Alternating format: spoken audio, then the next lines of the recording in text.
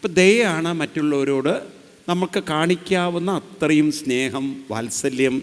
ഏറ്റവും വലിയ ദയ എന്ന് പറയുന്നത് കൂടെയുള്ളവരെ പോലും മാനസികമായി ഉയർത്തുക. ചായ കൊടുക്കുന്നതൊരു ദയയാണ്, പക്ഷെ അതിനേക്കാൾ വലിയൊരു ദയയാണ് ഒന്നിച്ചിരുന്ന് നാമം ജപിക്കലും ഒന്നിച്ചിരുന്ന് ഇത്തരം കാര്യങ്ങൾ പരിശീലിക്കലും.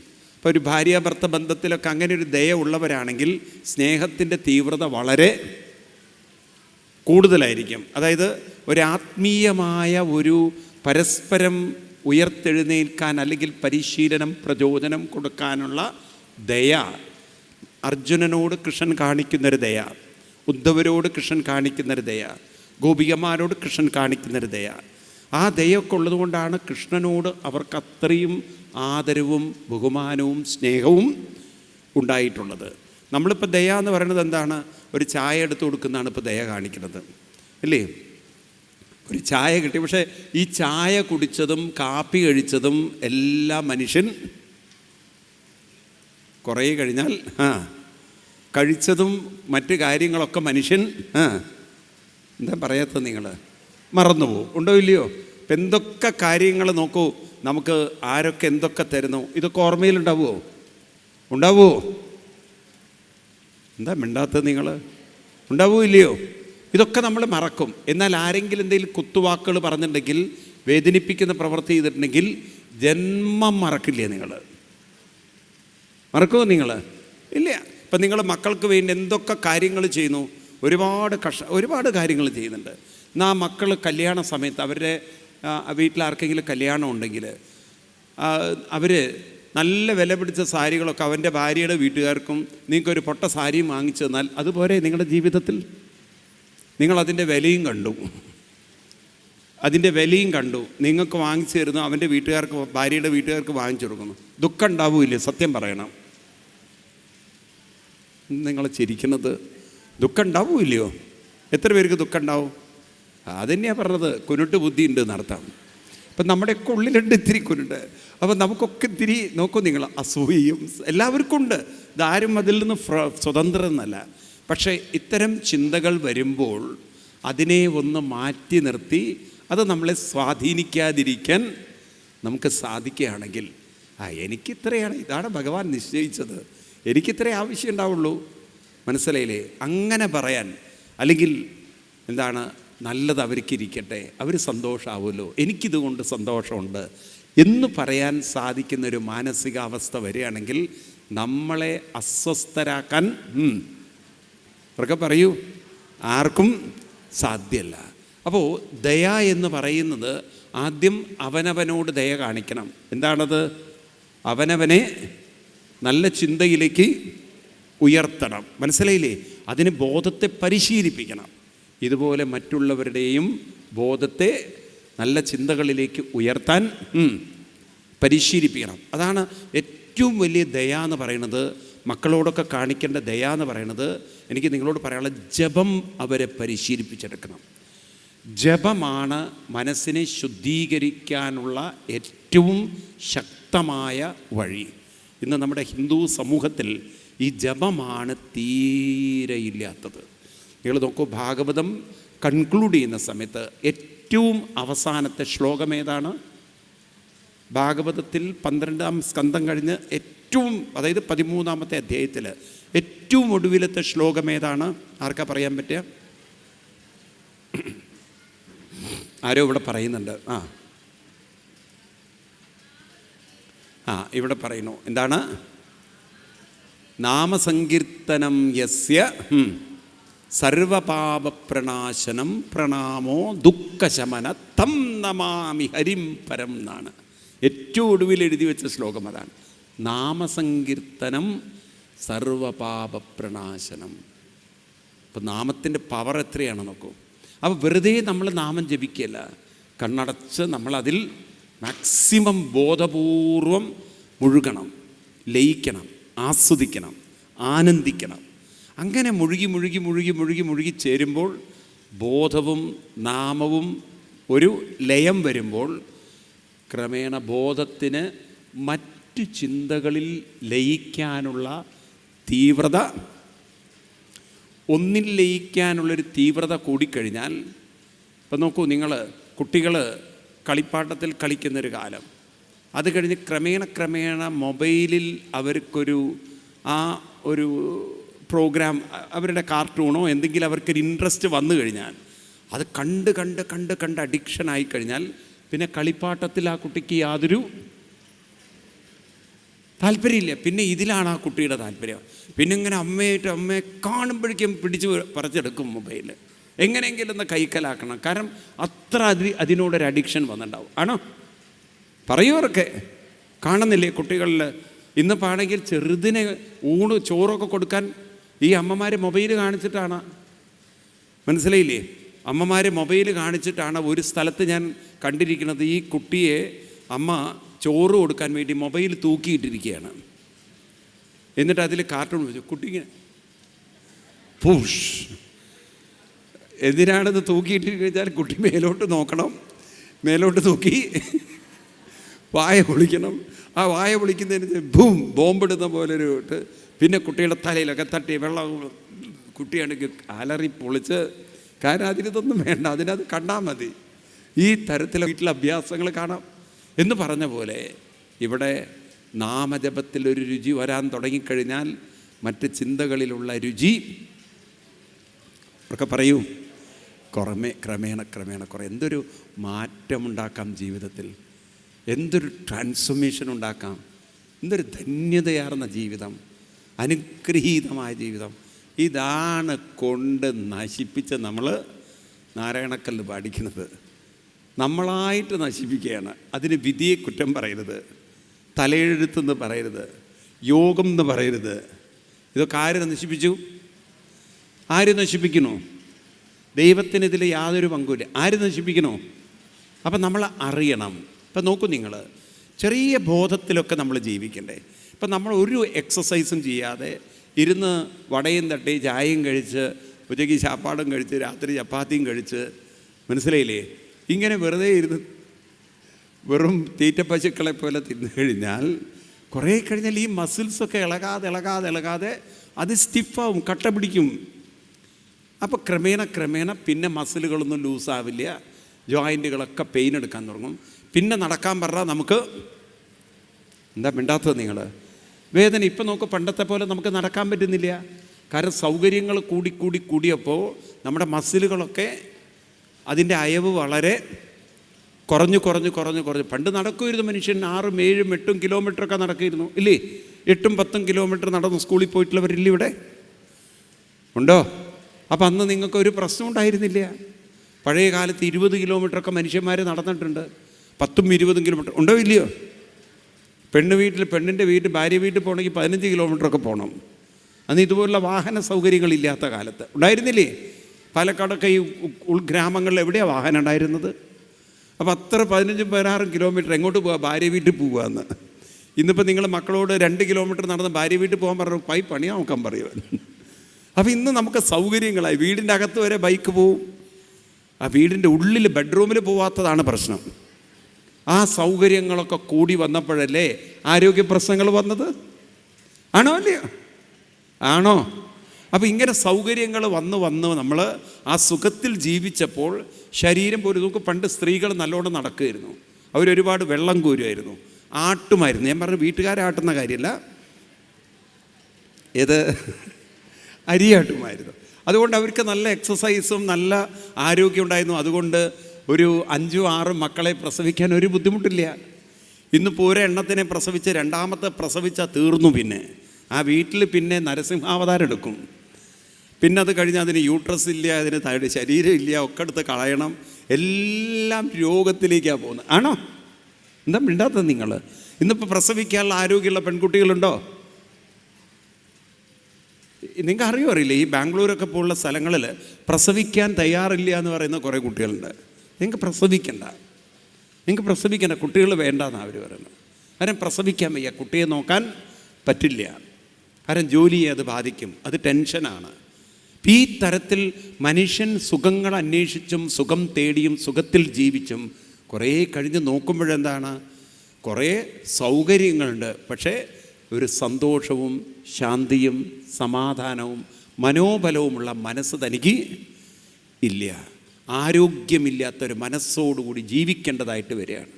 അപ്പോൾ ഏതിനും നമുക്ക് ആരോഗ്യമുണ്ടാവണമെങ്കിൽ കുറച്ച് നമ്മൾ അതിനു വേണ്ടി മെനക്കെടണം. ഇന്നിപ്പോൾ യോഗ ക്ലാസ്സിൽ പോകുന്നു, നിങ്ങളുടെ കുട്ടികളൊന്ന് ജിമ്മിൽ പോകുന്നു, അല്ലെങ്കിൽ ചില എന്താണ് പുതിയ പുതിയ പുതിയ ഇതുണ്ടല്ലോ, എന്ത് ഡാൻസാണ്, സൂംബ ഡാൻസ് പോലുള്ള കാര്യങ്ങൾക്കൊക്കെ പോകുന്നു. ഇങ്ങനെ പലതിലൊക്കെ ഒന്ന് പോകുന്നു ആൾക്കാർ.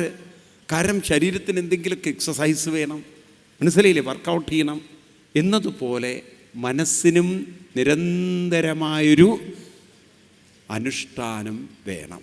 അപ്പം തപസ്, ശൗചം, ദയ, സത്യം. പറയൂ. തപസ്, ശൗചം, ദയ, സത്യം. സത്യം എന്താണ്? സത്യം എന്നത് നിത്യ ശുദ്ധ ബുദ്ധ മുക്ത ബോധം.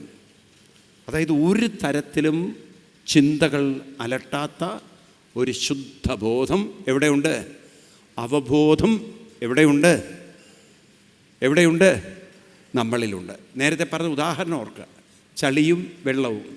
പക്ഷെ വാസ്തവത്തിൽ ആ ചളിയൊന്നും വെള്ളത്തെ ബാധിച്ചിട്ടില്ല.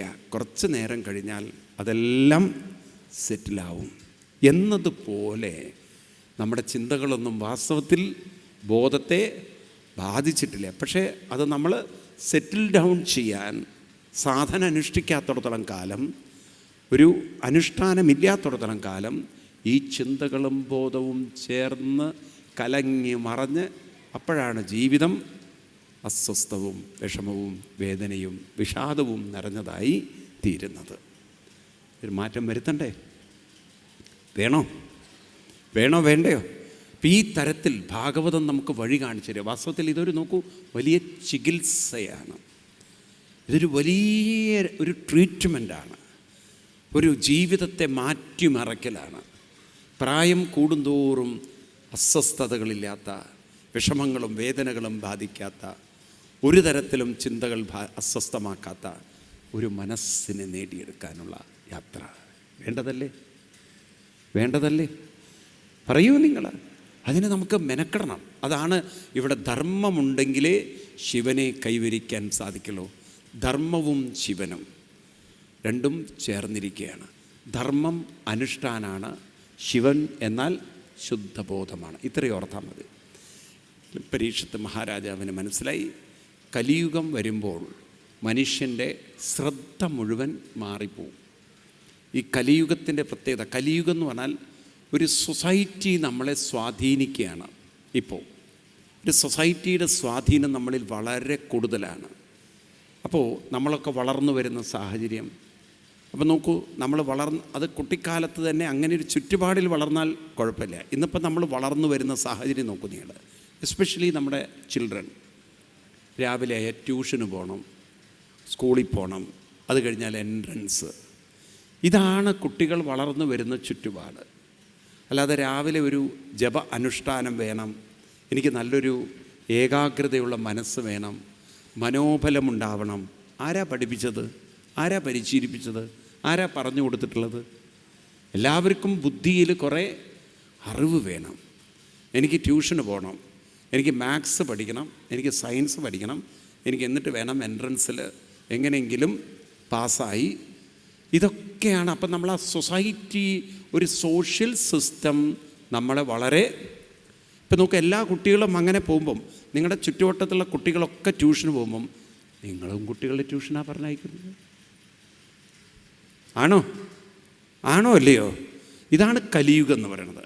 അതായത് സൊസൈറ്റി എങ്ങനെ പോകുന്നുവോ ആ ട്രെൻഡിനനുസരിച്ച്, എന്താ മിണ്ടാത്തത് നിങ്ങൾ? അതുപോലെ മനുഷ്യൻ പോവുകയാണ്. അങ്ങനെ നമ്മളൊരു ലൈഫിൽ അങ്ങനെ കടന്നു പോകുമ്പോഴാണ് പിന്നീടാണ് അറിയുന്നത്, കേവലം ഭൗതികത മാത്രം പോരാ, ബുദ്ധിയെ കുറേ ഇൻഫർമേഷൻ കൊടുത്താൽ മാത്രം പോരാ, മാനസികമായ പക്വതയും വേണം, മനോബലവും വേണം. അതിന് തൻ്റെ ബോധമണ്ഡലത്തെ ഞാൻ പരിശീലിപ്പിച്ചെടുക്കേണ്ടതുണ്ട്. എനിക്ക് കിട്ടിയ സ്വാതന്ത്ര്യത്തെ, കഴിവിനെ, ശക്തിയെ ഞാൻ വേണ്ട വിധത്തിൽ പ്രയോജനപ്പെടുത്തുന്നുണ്ട്. ഇതാര് പറഞ്ഞു കൊടുക്കുന്നു? അപ്പോൾ കലിയുഗം എന്ന് പറഞ്ഞാൽ എന്താണ്? കലിയുഗം എന്ന് പറഞ്ഞാൽ എന്താണ്? ഒരു സമൂഹം എങ്ങനെ പോകുന്നുവോ അവർക്ക് പറയൂ. ആ ട്രെൻഡിനനുസരിച്ച് നമ്മളും അതിൻ്റെ സ്വാധീനത്തിൽപ്പെട്ട് പോകുന്നു. 10 പേര് പറയുകയാണ് ഈ സിനിമ നന്നായിട്ടുണ്ട് പറഞ്ഞാൽ നിങ്ങൾക്ക് വെറുതെ ഇരിക്കപ്പുറതി ഉണ്ടാവില്ല. എങ്ങനെയെങ്കിലും ആ സിനിമ ഒന്ന് പോയി കാണാൻ തോന്നും. ആണോ? എന്താ ഒന്നും മിണ്ടാത്തത്? ഒരു സ്ഥലത്ത് എഴുതി വെച്ചിരിക്കുകയാണ്, ഈ സ്വർണത്തിനൊക്കെ ഇത്ര വിലയാണെങ്കിൽ എഴുതി വെച്ചിരിക്കുകയാണ്, 2 പവൻ്റെ സ്വർണം ആഭരണം എടുക്കുന്നവർക്ക് ഒരു 1/2 പവൻ്റെ മോതിരം ഫ്രീ എന്നുള്ളത്. പാലക്കാട് ഒരു സ്ഥലത്ത് എഴുതി വെച്ചിട്ടുണ്ടെങ്കിൽ അവിടെ നല്ല കൂട്ടം ആളുകളെ കാണുമ്പോൾ നിങ്ങൾക്ക് എവിടുന്ന് അറിയില്ല, ഒരു തരം പൈൽസിൻ്റെ അസുഖം കയറി പിടിക്കും. എന്ന് പറഞ്ഞാൽ എന്താണ്? മനസ്സിലായില്ല? നിങ്ങൾക്ക് വെറുതെ ഇരിക്കാൻ തോന്നുമോ? എന്താ ഒന്നും മിണ്ടാത്തത്? നിങ്ങൾക്ക് വെറുതെ ഇരിക്കാൻ തോന്നുമോ? ആ അഡ്വർടൈസ്മെൻ്റ് കണ്ട് ആ കടയിൽ ധാരാളം ആൾക്കാരെ കണ്ടു. 2 പവൻ്റെ സ്വർണ്ണം എടുത്താൽ 1/2 പവൻ്റെ സ്വർണം ഫ്രീ.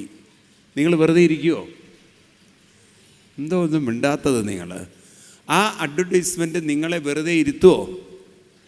നിങ്ങൾ വീട്ടിൽ വന്നാൽ എന്താ പറയുക? എന്താ നിങ്ങൾ എന്നെ നോക്കി ചിരിക്കുന്നത്? സത്യം പറയൂ, എന്താ പറയുക?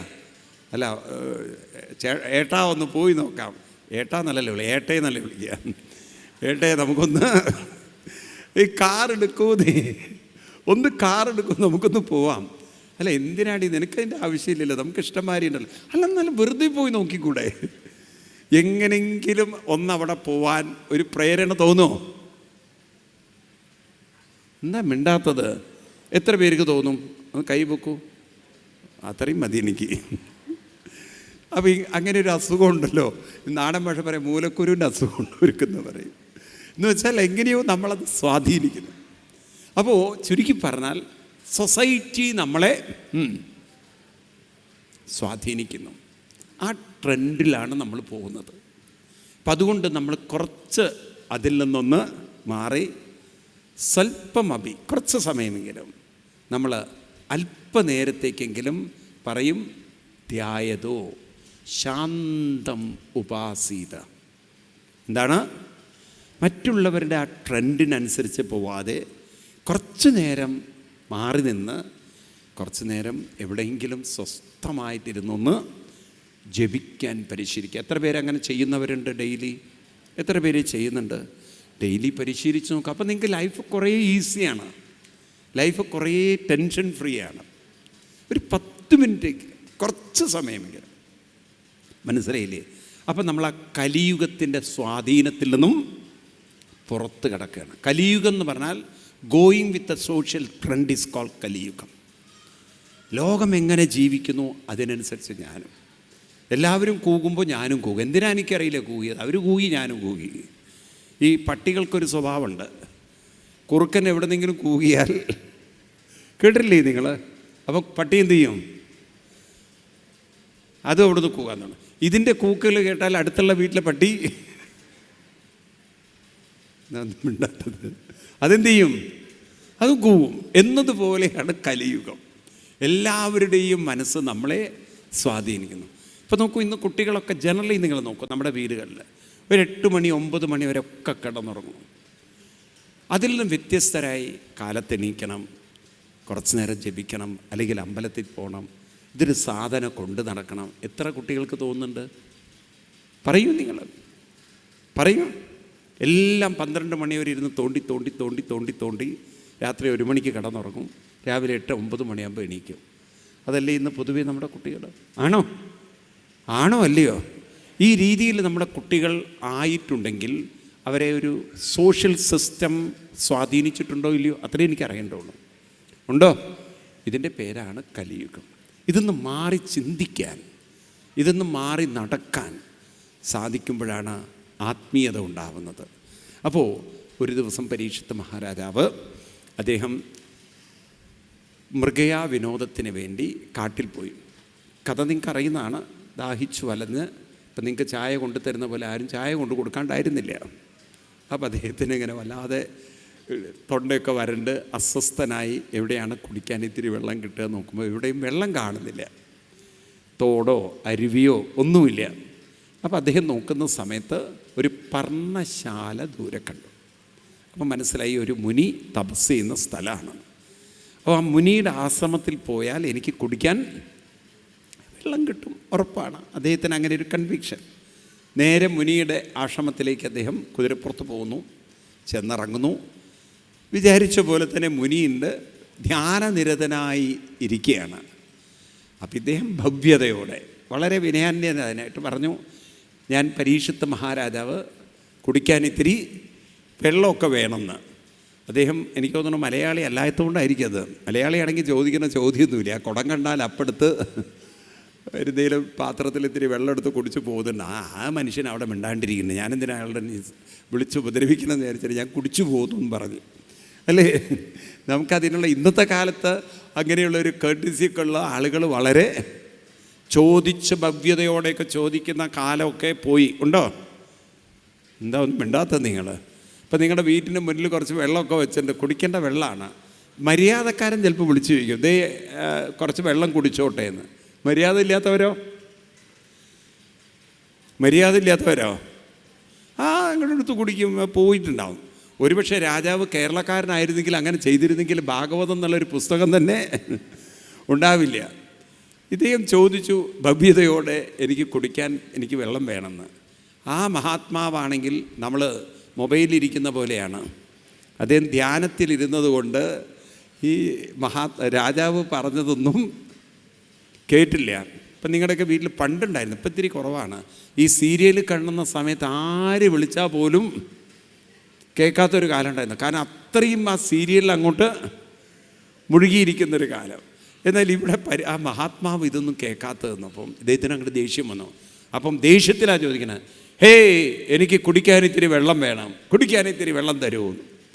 അപ്പോഴും ധ്യാനത്തിൽ മുഴുകി നിന്ന ആ മഹാത്മാവ് അദ്ദേഹം കേട്ടില്ല. അപ്പോൾ ഇതും കൂടി കണ്ടപ്പോൾ പരീക്ഷത്തിന് അങ്ങോട്ട് കോപം വന്നു. അദ്ദേഹം നോക്കുമ്പോൾ വഴിയിലൊരു പാമ്പ് ചത്ത് കിടക്കുന്നത് കണ്ടത്. അതിനെ തൻ്റെ അമ്പുകൊണ്ട് തോണ്ടിയെടുത്ത് കൊണ്ടുവന്ന് ആ മഹാത്മാവിൻ്റെ കഴുത്തിലിട്ട്, നീയും ഇതുപോലെ ഒരു ചത്തതുപോലെ ഇരിക്കുക എന്നുള്ള ഭാവത്തിൽ.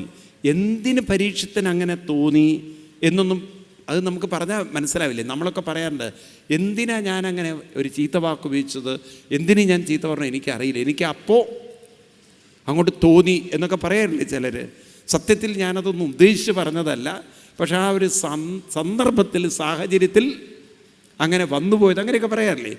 ഇതുപോലെ ഏതോ ഒരു പ്രേരണ എന്നതുപോലെ പരീക്ഷിത്ത് മഹാരാജാവ് ആ ചത്ത് കടന്ന പാമ്പിനെ എടുത്ത് ഈ ഋഷിയുടെ മഹാത്മാവിൻ്റെ കഴുത്തിലിട്ടു. പരീക്ഷത്ത് പോയി. പരീക്ഷത്ത് വിചാരിച്ചു ഇനി പ്രശ്നം തീർന്നു, അടുത്ത പൊല്ലാപ്പഴല്ലേ വരുന്നത്. അതാ ദൂരെ കളിച്ചു കൊണ്ടിരിക്കുന്ന ഈ മഹാത്മാവിൻ്റെ മകൻ ഈ ചിത്രം കാണുന്നു, അല്ലെങ്കിൽ ഈ രംഗങ്ങൾ കാണുന്നു. തൻ്റെ അച്ഛനോട് ചെയ്ത ഒരിക്കലും സഹിക്കാൻ പറ്റാത്ത അപമര്യാദ, അധർമ്മം, ഇതാ കുട്ടിയുടെ ഉള്ളിൽ അങ്ങോട്ട് തട്ടി വേദനയും വിഷമവും കരച്ചിലും കൊണ്ട് ആ കുട്ടി നോക്കുമ്പോൾ ഒരു അരുവി കാണുന്നു. അവിടെ ചെന്ന് വെള്ളമൊക്കെ എടുത്ത് ആ പരീക്ഷത്തിനെ നോക്കിക്കൊണ്ട് ശപിച്ചു കളഞ്ഞു. ഇത്ര അധർമ്മിയായ, അന്യായം കാണിച്ച രാജാവാണത്രേ, ധർമ്മം ചെയ്യേണ്ടവനാണത്രേ, ജനങ്ങളെ പരിപാലിക്കേണ്ടവനാണ്. ഈ തരത്തിൽ അനീതി കാണിച്ച രാജൻ നീ മാപ്പർഹിക്കുന്നില്ല. ഏതൊരു പാമ്പിൻ്റെ ജഡമാണോ അച്ഛൻ്റെ കഴുത്തിലിട്ട് അപമാനിച്ചത്, ഇന്ന് തൊട്ട് 7ാമത്തെ ദിവസം ആ പാമ്പുകളിൽ ഏറ്റവും വിഷമുള്ള തക്ഷകനാൽ മൃത്യു നിനക്ക് സംഭവിക്കട്ടെ. സപ്തമേ തക്ഷകനെ കൊണ്ട് നിനക്ക് മരണം സംഭവിക്കട്ടെ. പരീക്ഷത്തിൻ്റെ ആയുസ് 7 ദിവസത്തിലേക്ക് ചുരുക്കി. അപ്പോൾ നോക്കൂ, ഓരോരുത്തരുടെയും വിധി എങ്ങനെയൊക്കെയാണ് വരുന്നത് എന്നുള്ളത്. മനുഷ്യജീവിതത്തിൻ്റെ യാത്രയിൽ അല്ലേ, എല്ലാം പെട്ടെന്നായിരുന്നു ഒക്കെ പറയില്ല എന്ന് പറഞ്ഞ പോലെ ആർക്കും അറിയില്ല. ഒരു നിമിഷം പരീക്ഷത്തിൻ്റെ കയ്യിൽ ഇങ്ങനൊരു തെറ്റുപറ്റി, അതോടുകൂടി വയസ്സ് അല്ലെങ്കിൽ പ്രായം അല്ലെങ്കിൽ ആയുസ് കുറഞ്ഞ് എത്ര ദിവസം? 7 ദിവസം. ഈ വിവരം പരീക്ഷിച്ചറിഞ്ഞു. അതിനിടയ്ക്ക് മകൻ വന്ന് പാമ്പിനേക്ക് എടുത്ത് മാറ്റി അച്ഛൻ പറഞ്ഞു രാജാവിനെ വിവരം അറിയിക്കണമെന്ന്. രാജാവ് അറിഞ്ഞു, ഇനി എനിക്ക് 7 ദിവസമേ ഉള്ളൂ. രാജാവ് മഹാന്മാരോട് ചോദിച്ചു. അപ്പോൾ അവർ പറഞ്ഞത്, അങ്ങിവിടെ നിന്നും പോകണം, ഹരിദ്വാറിലേക്ക് പോകണം. പ്രായോപവേശം എന്നത് മാത്രമാണ് ഇതിനൊരു പരിഹാരം. എന്താണ് പ്രായോപവേശം? 7 ദിവസം നാമം ജപിച്ചുകൊണ്ട് അവിടെ ഇരുന്ന് തക്ഷകൻ വന്ന് കടിക്കുന്നതിന് മുമ്പ് ശരീരം ഗംഗയിൽ ഉപേക്ഷിക്കുന്ന ആ ഒരു ചടങ്ങിനെ അല്ലെങ്കിൽ സംസ്കാരത്തെ, രീതിയാണ് എന്ത് വിളിക്കുക? പ്രായോപവേശം. നിങ്ങൾ ആരെങ്കിലും കേട്ടിട്ടുണ്ടോ ഈ പ്രായോപവേശം എന്ന് പറഞ്ഞാൽ? കേട്ടിട്ടുണ്ടോ? ഞാൻ ഈ പ്രായോപവേശം കണ്ടിട്ടുള്ള ആളാണ്. എന്താ ഈ പ്രായോപവേശം എന്ന് ഞാൻ നേരിട്ട് കണ്ടത് 2022 അത് ഒരു സമാധിയായ സ്വാമിജിയുടെയാണ്. ശരിക്കും സമാധി അല്ലാതെ പ്രായോപവേശം ചെയ്യുന്നവരുണ്ട്. എന്ത് ചെയ്യും വെച്ചാൽ അവർക്ക് ജപിച്ച് അങ്ങനെ ഞാൻ പറയാൻ കാരണം, ആ ജപത്തിൽ അത്രയും ഒരു ലയം വന്ന് ഒരു ചിന്തയും അലട്ടാതെ എത്ര മണിക്കൂറിൽ ജപിച്ചു, എത്ര സമയം ജപിച്ചു എന്നൊന്നും അവർ അറിയില്ല. അത്ര ഇരുന്ന് ജപിച്ച് ആനന്ദത്തിൽ, ആ രസത്തിൽ അങ്ങനെ മുഴുകിയിരിക്കാൻ സാധിക്കുന്ന അവർക്ക് കുറച്ച് കഴിഞ്ഞാൽ തോന്നും ഈ ശരീരം കൊണ്ട് ഇനി വലിയ കാര്യമൊന്നും ഇല്ല, വയ്യാതായിരിക്കണോ, അപ്പോൾ ഇനി ഈ ശരീരം അങ്ങോട്ട് ഉപേക്ഷിക്കുക, ആർക്കൊരു ബുദ്ധിമുട്ട് വേണ്ട. അപ്പോൾ ഇവരെന്ത് ചെയ്യുന്നറിയോ? വലിയൊരു മുണ്ടെടുത്ത്, ഉടുത്തൊരു മുണ്ടുണ്ടാവും, പോരാത്തതിന് മറ്റൊരു മുണ്ട്, നല്ല കട്ടിയുള്ള മുണ്ടെടുത്ത്, ഉത്തരേന്ത്യയിലൊക്കെ തണുപ്പിന് ഷോളിടും. കാശ്മീരി ഷോളൊക്കെ കണ്ടില്ലേ നിങ്ങൾ? കുറച്ചുകൂടിയും നല്ല ബലമുള്ള, അത് അരയിൽ അങ്ങോട്ട് കെട്ടും. എന്നിട്ട് നേരെ ഗംഗയിലേക്ക് ഇറങ്ങും. എവിടെ അങ്ങനെ പറ്റുന്ന സ്ഥലങ്ങളുണ്ട്, വലിയ ആഴമില്ലാത്ത സ്ഥലങ്ങളൊക്കെ. ഈ ഗംഗയ്ക്കടിയിൽ ചില ഏരിയയിൽ നല്ല ഉരുളൻ കല്ലുകളുണ്ട്. ആ ഭാഗങ്ങളിലൊക്കെ പോയിട്ടുണ്ടോ നിങ്ങളാരെങ്കിലും? നോർത്തിലൊക്കെ പോയിട്ടുണ്ടോ? എത്ര പേര് പോയിട്ടുണ്ട്? അവിടെയൊക്കെ നല്ല ഭംഗിയുള്ള ആ ഗംഗയുടെ തീരത്തൊക്കെ എന്തുണ്ട്?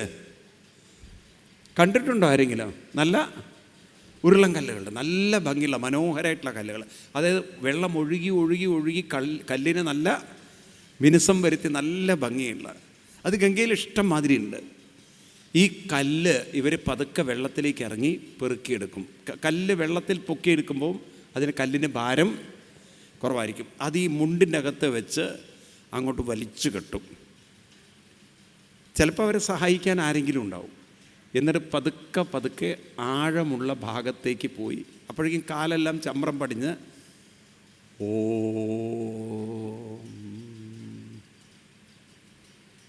ഈ കല്ലിൻ്റെ ഭാരം കാരണം കല്ലെന്തിനാ കിട്ടിയത്?